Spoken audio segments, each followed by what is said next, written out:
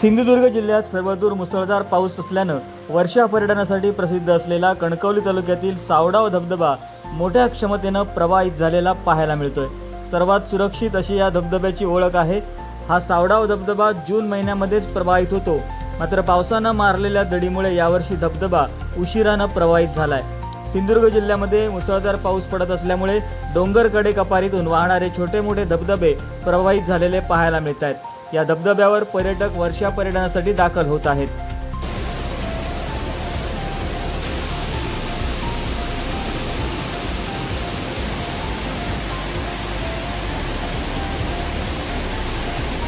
आम्ही मुंबईवरून आलो आहोत आणि आम्हाला 2 दिवसापूर्वी माहिती पडलं बातम्यांच्या माध्यमातून की सावडावला धबधबा प्रवाहित झाला म्हणून।